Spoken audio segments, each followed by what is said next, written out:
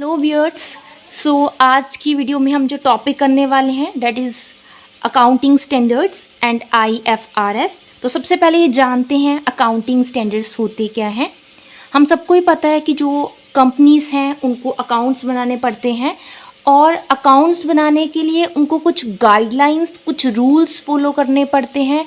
उन्हीं guidelines and उन्हीं rules को हम बोलते हैं अकाउंटिंग स्टैंडर्ड्स। जो अकाउंटिंग स्टैंडर्ड्स हैं वो क्यों इशू किए जाते हैं, उसका मेन एक सबसे बड़ा कारण है यूनिफॉर्मिटी लेके आने के लिए। क्योंकि अगर अकाउंटिंग स्टैंडर्ड्स नहीं होंगे, अगर कॉमन सेट ऑफ रूल्स नहीं होंगे अकाउंट्स बनाने के लिए, तो हर कंपनी अपने हिसाब से अकाउंट्स बना देगी, जिसकी वजह से बहुत ज़्यादा सब्जेक्टिविटी आ जाएगी जो उनके अकाउंट्स हैं उनमें, जिसकी वजह से उन अकाउंट को कंपेयर करना पॉसिबल नहीं होगा और हमें ये नहीं पता चलेगा किस कंपनी के अकाउंट सही है, किस पे हम रिलाई करें, किस पे ना करें। सो इसीलिए यूनिफॉर्मिटी लेके आने के लिए अकाउंटिंग स्टैंडर्ड्स बहुत ही इम्पोर्टेंट रोल प्ले करते हैं। तो अकाउंटिंग स्टैंडर्ड्स क्या होते हैं? रूल, प्रिंसिपल्स, गाइडलाइंस जो कि अथॉरिटीज़ के द्वारा या फिर डिफरेंट बोर्ड्स के द्वारा इशू किए जाते हैं।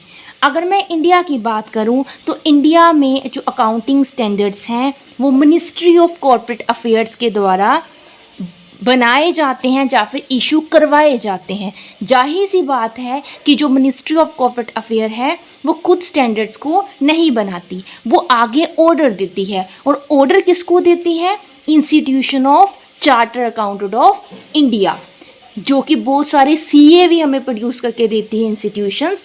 तो उसके द्वारा ही अकाउंटिंग स्टैंडर्ड जो है, या फिर मैं बात करूं इंडियन अकाउंटिंग जो स्टैंडर्ड है, इंडिया की अकाउंटिंग स्टैंडर्ड जो है वो हमारी institution of chartered accountant of India के द्वारा प्रोवाइड करवाए जाते हैं।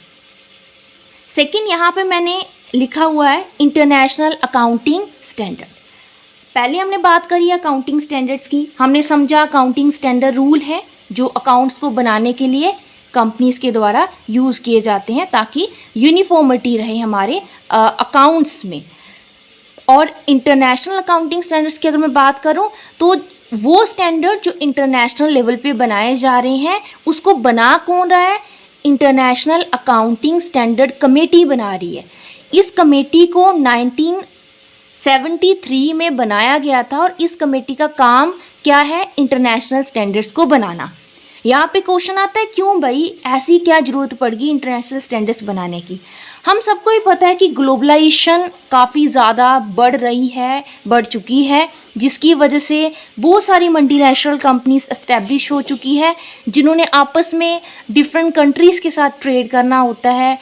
तो उसके लिए ये ज़रूरी है कि जो डिफरेंट कंट्रीज़ हैं उनके स्टैंडर्ड्स भी कॉमन हो ताकि जो अकाउंट्स हैं उनको बनाना इजी हो और उसको समझना इजी हो।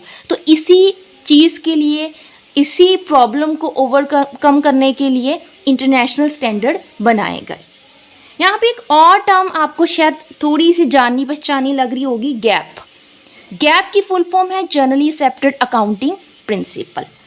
ये अगर मैं गैप और स्टैंडर्ड्स की बात करूं, अकाउंटिंग स्टैंडर्ड्स की बात करूं तो कोई ख़ास डिफरेंस दोनों में नहीं है, दोनों सेम ही हैं।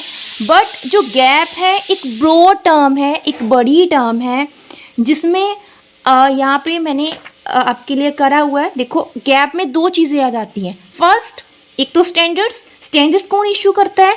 Different boards and authorities. Second, ये यहाँ पे commonly accepted way of recording भी आता है। मतलब कुछ ऐसी चीज़ें, कुछ ऐसे प्रोसीजर्स, कुछ ऐसी कन्वेंशंस जो सब ने मान ली, जो सब ने एक्सेप्ट कर ली कि ये सही तरीका है या फिर